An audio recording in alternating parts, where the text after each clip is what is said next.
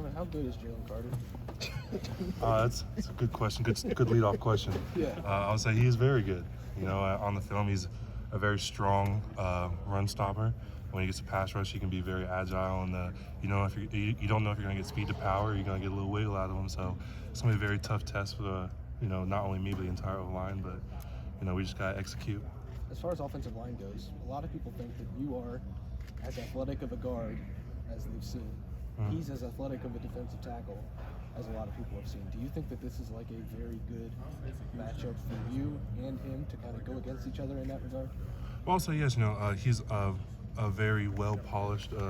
I would say obviously a lot of people say NFL ready defensive lineman. So I'm very up for the challenge. He's a great athlete. So just gotta watch film, get on film, and just see what I can do. If not, you and Luke seem to have such a good way of, you and Luke have done a good job this year of communicating things. How much more important is that? A lot of times the pass rush and stuff comes from the outside, and now it's coming from the inside. How important is that for you and Luke to be on the same page at all times? It's very important. It's very crucial, especially for a center to have everyone on the same page, and Luke does a great job of that. He echoes communication to not only us but to the tight ends as well. Make sure CJ knows where the protection's coming from. So being on the same page as Luke, we're always constantly talking to each other, even when we're off the field, to make sure we're on the same page. So if a look comes that we've seen, we know what we're doing, and we're not guessing I think he's going to do this, or I think he's going to do that. No, we're on the same page. You're not necessarily on an island, so it's not the same as maybe an edge rusher going up against a tackle. Mm-hmm. So, when you're getting up against a guy like Jalen Carter, even in high school, if you're going up against a guy, do you look forward to those types of matchups? Do you take, just from a personal standpoint, do you look forward to those types of things at all? Well, I feel like you got to take pride in certain things, and this is definitely one of them. Georgia's D-line in general, not just Jalen Carter, but Georgia's D-line. I know a couple of those guys, and they're powerful rushers. So this is obviously it's a playoff game, so you got to lock in for sure. But especially as offensive linemen at this standpoint, Michigan had some guys in there in the interior as well that were maybe name-based Mozzie Smith. How much going up against something like that maybe help prepare you for what Georgia might do, even if it's maybe Jalen's the best at it, and then they've also maybe got a little bit more depth? Well, being at my first year starting, coming through the year, I've had a lot of experiences, settling into the pass protection, run game, stuff like that. So all the games we've had until now have led me to this point. So I'm just looking to just execute with my teammates and just going out there and having fun. How did you feel like Enoch and Josh held up there on the other side, the other guard position there, stepping in for men? Well, I felt like they did great. They're getting great movement off the ball. They were settling in there in pass protection. It's kind of just that next man up mentality, and it's that mentality you have in the O-line room. You don't know when your number's called, but when it is called, you gotta get after it. So I think Knock and Josh did a great job over there. Has Matt been back in the mix already, or is he still kind of working through stuff? He's working back right now. I'm not a trainer, so I can't really tell you, but I feel like he's working back. Donovan, watching the way that Georgia played against Tennessee, they were blitzing quite a bit, it seemed like, kind of right through the middle of the offensive line there, bringing safeties and linebackers. As an interior offensive lineman, what's difficult about being able to see those kind of pressures coming from second and third level defenders? It's just mainly communication. If we'll have a set protection and I know who I'm supposed to get or who I'm reading off of, but if CJ sees something in the coverage and he has to check protection, then I have to do what he says. Most of the time it says it's 6-man protection. There's only 6 men blocking, so only 6 guys. We have to win our matchups. But it's just one of those things that you just got to win your matchup, basically. It doesn't seem like teams blitz you guys a ton. I think because CJ's so good at sort of deciphering it. But in those moments when teams have blitzed you guys, how's that communication gone between Luke and CJ and you guys up front? It's definitely mid-play. There's a lot of stuff we say mid-play to make sure we're on the same page, because sometimes one guy's uncovered and he sees it a lot better than the guys who are blocking, so he might have to echo stuff down the line while we're blocking to make sure either I get off and get someone else, or make sure someone's coming with me. So it circles back to communication. It's either pre-snap and during the play. We have to be on the same page at all times. You think that's gone well this year overall when you had to do that? I would say for the most part, yeah, it's gone well. Obviously there's a lot of stuff we need to clean up on, but we're just trying to polish everything off, make sure we're on the same page. Seems like it's just different blocking for each running back. Is it different blocking when you know that Lyon's back there, or when Dallin's back there running the ball? Is there a difference in how it feels? You know, those guys hit holes different ways. They kind of find creases different ways. Do you guys feel that on the offensive line?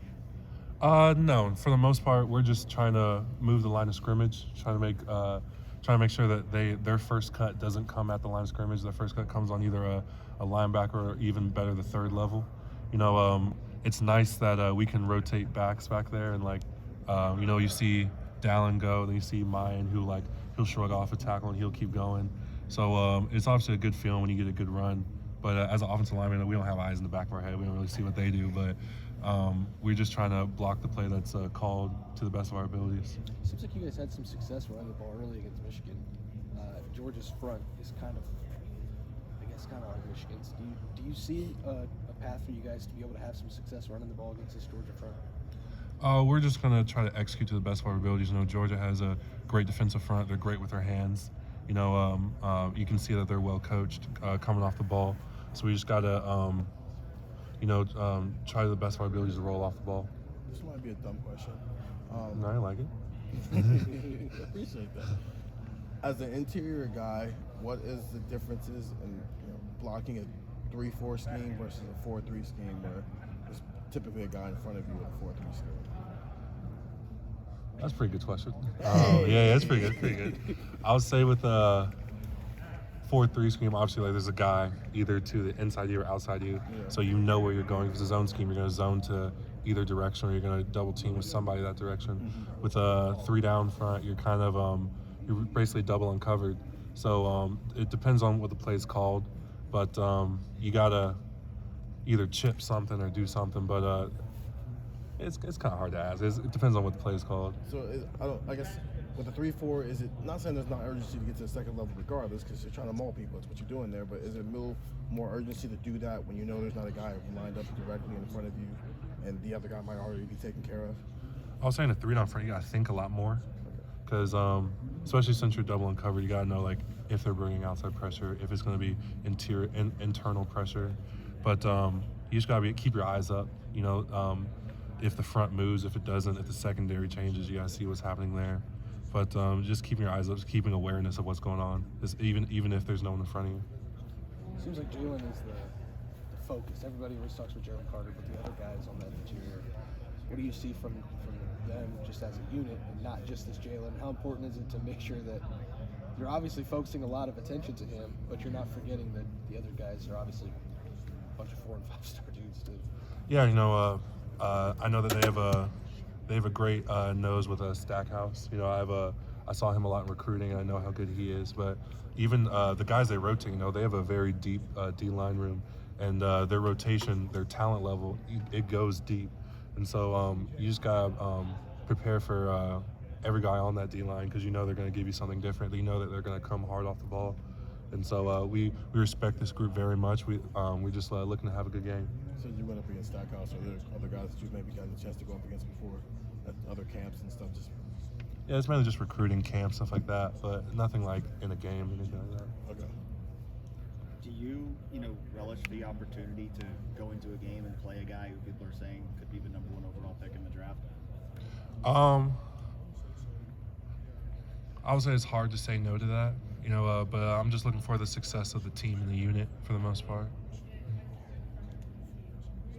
What does it take for you guys to have a successful day as a unit against someone like that? What are the things that you guys have to do well? We just can't have self-errors. I would say in the previous games, we've had drive stoppers because of just errors that we had as offensive lines. We just got to eliminate those and try to play clean. Coach Fry and Coach Dave and preaching that it's like you just got to play Ohio State football to the best of your abilities, and we'll be all right. So we just got to hone in on what we can do to improve every day in practice, keep stacking days till we go to the Ben Stadium and play out and kick off there. Is there anything you look at that's maybe this is a reason why maybe we had a few more errors than we should have? Nothing that really comes to mind. We talk a lot in meeting rooms and stuff like that, what we could have done better, but it's just holding your water, calming down, and just playing the game that's in front of you.